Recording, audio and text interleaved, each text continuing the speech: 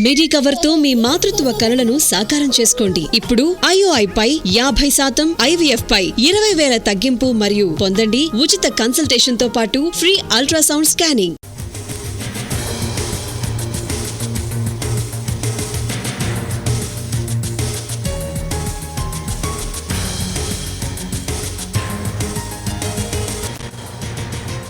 కుమరం భీం జిల్లాలో మహిళపై పులి దాడి చేసింది.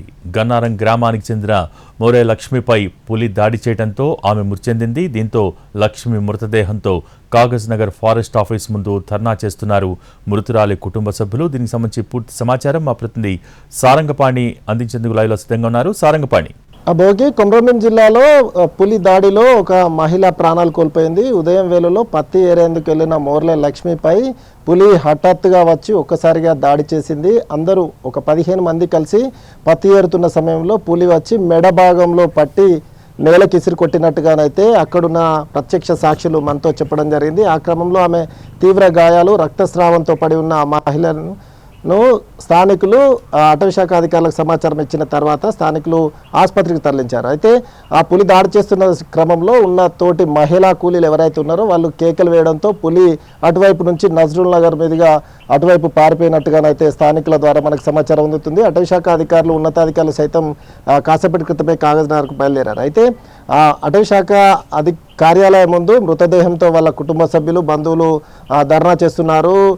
పులి దాడిలో ప్రాణాలు కోల్పోయిన ఆ కుటుంబాన్ని ఆదుకోవాలి, 50 లక్షల పైగా పరిహారం అందించాలనే డిమాండ్తో వీళ్ళు ఆందోళన చేస్తున్నారు. అయితే పత్తేరేందుకు వెళ్ళిన ఈ మహిళ ప్రాణాలు కోల్పోవడం ఒక్కసారిగా కలకలం సృష్టించింది. గత కొంతకాలంగా ఆదిలాబాద్ ఉమ్మడి జిల్లా వ్యాప్తంగా పులుల సంచారం పెరిగిపోయింది.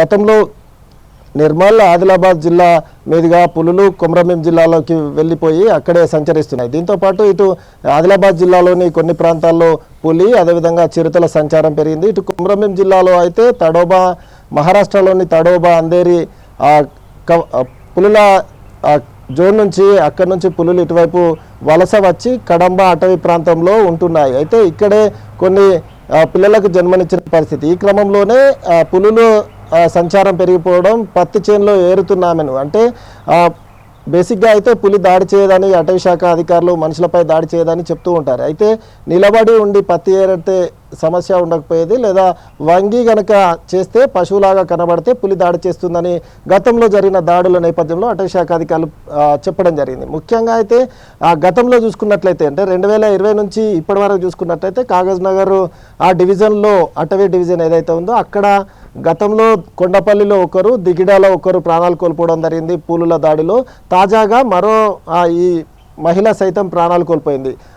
2022లో కొమరంభీం జిల్లాలోనే వాంకిడి మండలంలో సైతం ఒక వృద్ధుడిపై పులి దాడి చేసి లాక్కెళ్ళి చంపడం జరిగింది. ఇప్పుడు తాజాగా ఆమెపై దాడి చేసిన పులి మెడను బట్టి లాక్కెళ్తున్న క్రమంలో అక్కడున్న మహిళలు గ్రహించి కేకలు వేయడంతో పులి పారిపోయింది. కానీ ఆమెను ఆసుపత్రికి తీసుకొస్తే కొనవూపిరితో ఉన్న ఆమె చనిపోయినట్టుగా అటవీశాఖ వైద్యులు అయితే చెప్పడం జరిగింది. అటవీశాఖ అధికారులకు ఈ విషయాన్ని చేరవేశారు. ప్రస్తుతం మృతదేహంతో కుటుంబ సభ్యులు, బంధువులు కాగజ్ నగర్ ఫారెస్ట్ ఆఫీస్ ముందు ధర్నా అయితే కొనసాగిస్తున్నారు.